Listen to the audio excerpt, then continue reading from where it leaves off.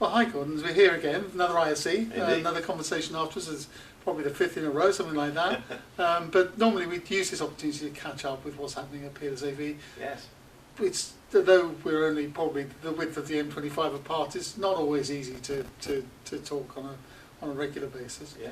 But we've just sat through the keynote address for the AV News Awards, and the thing that's interesting to me, I'm not sure how much you'd share this, is a sense of what's to come. It's the excitement of what's to come, and all those devices that we've been talking about have got to be integrated into a system, and a system that needs to be mounted, supported, and also safe and secure and easy. And it's got to be convenient for the user, the experience. Yeah.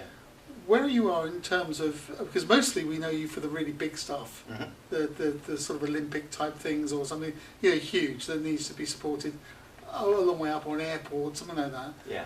Where you are in terms of integrating these smaller devices with these large screens? Yeah, so we cover all areas really, everything from very small screen right up to the larger LED walls, which obviously are becoming a lot more popular now. From our point of view, if there's a new technology, we're very keen always to look at that technology and see where Peerless fits with that technology. Obviously the mounting systems are important, and I think as we've developed more and more of the new technologies, we've also found the aesthetics is important. If you look back at our older products, probably 5 to 7 years ago, they were very functional without necessarily the design, and nowadays if you look at our new video conferencing carts, we're really paying attention to the design of these products. So everything we do, whether it's small or large, we're now trying to not just get the functionality but the look and feel of what they need for these collaborative products. One of the definite trends seems to be it's almost an informal workspace where people sit around on easy chairs and they just chat. So I guess the trick there is you almost have to make the mount merge into the background. Is that something which you've been aware of? What are you doing about colours, for example? I mean, are you able to do that? We are able to do colours because obviously we are actually a manufacturer ourselves, although the funny thing is that what you just said, we've spent so long trying to bring the thought of the mount to the forefront, but of course we are by de facto generally behind the product. The reality for us is that generally the product that we sell is not seen, and the benefits to the customer probably not fully understood unless they have an issue, like a technical issue with a video wall or an LED wall. So the things we focus on is accessibility and the service, and it was very interesting listening to Nancy speak about obviously where how they thought through the process and the project, and services very high up there in her list, and should be, I'm sure, for most manufacturers and suppliers. So serviceability, access, speed of repair if there's a problem is really foremost in our mount, alongside obviously time to install, which obviously is critical when you are in retail workspaces or airports or transport. You have to be in and out of the venue very quickly, so that's really what we concentrate on. Looking at the other side of the Peerless-AV business, away from the mount, looking at, say, for example, the Extreme range, an outdoor range, very highly rated in terms of its being waterproof, dustproof, and all of those things. You've had some recent announcements. Where does that product sit now? Yeah, so we're going to continue with the Extreme. The IP68 is, as far as we're aware, a unique product. We don't think anybody else has that. Peerless has always been at the forefront of waterproof TV, and we don't see any reason to change that. Plans for this year is to introduce a high nit IP68. A lot of research has been done on what's the most effective output in terms of running costs, etc. And generally the information we have is 1500 nit is around the right size and output.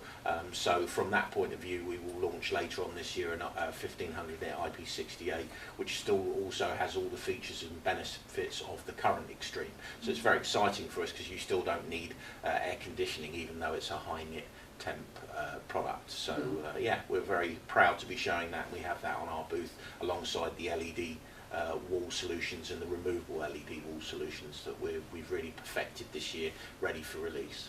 And to complete the outdoor picture, you also continue with the line of kiosks. Is that's ongoing, or do you see demand falling away as as these waterproof screens become more widely available? Actually, we've seen the demand for outdoor kiosks develop considerably. We've had quite a lot of large projects with people like Volta in America, who are the electric charging systems, and they're being installed in many of the shopping centres. So that area for us is actually a huge growth, and we've just started to manufacture some of those kiosks more locally as well, so that we can have speed to market and a little bit of flexibility. So kiosks will certainly be a big part of our strategy this year, alongside LED and outdoor for sure, as well as of course all the standard mounts that we've done for so many years in large projects and fast food restaurants, etc., etc. How do you find the market generally? I mean, obviously, I think I counted, it was some years ago, probably 10 years ago, there was something like 53 brands in mounts. I mean, does there been some consolidation there, or? I think probably, you know, if you really look at the market, there's 2 or 3 brands, you know, probably only 2 that are truly global, one of them being ourselves. That really has massive advantages for projects and rolling out, you know, for companies that want to specify and install products worldwide and make sure they have a standard. So the safety standards you talked about are very important.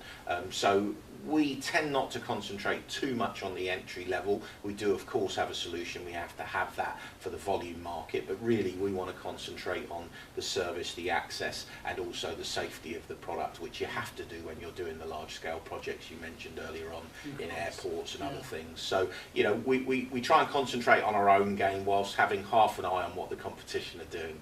And obviously, like every industry, there's always going to be disruptors, whether it's price or technology, but we're generally leading the market in terms of development of new solutions. So I'm very excited that every year we come to IC and we're ahead of the game generally with our competition. I haven't had a chance to walk the show yet, but I'm fairly confident that you know, we will be ahead of the game again with LED solutions and other things we're showing this year. In terms of global presence, I mean, you advance every year. We stand, you've got these countries, these countries. But in general, you're going for the strategy of a local subsidiary in each country. Where we can, local support is the most important thing for us. So obviously the logistics and delivery of product, you know, quickly into the local region. We're concentrating on the major regions in Europe, so we've been very successful in Germany this year, France, which are target countries for us, and of course we've enjoyed some excellent press and PR from our team there, as well as from the magazines, and we see that continuing to grow. We obviously had some changes. I decided to step back this year and pass over the day-to-day control to my team, and Keith, I'm very confident will deliver a good business for the future. And of course Melinda von Horvath joined us and is now running the sales team for EMEA for us now. So exciting times for the future. Perhaps if I could just press that point a little bit more. You're still a relatively young man. I mean, why now? Do you have other things that you want to do, or? I think anyone that's developed their own business from scratch and built it to a reasonable size, you know, the size we are, it is pressure, and of course, you know, you go through a lot of travel, your personal life, etc. So for sure, I wanted to feel confident that I had the right people around me. I did at the point that I felt comfortable. You know, I was happy to step aside. I'm still involved, of course, as you would expect in terms of the strategic side of it. And indeed, I'll do a lot of the press and PR for this year.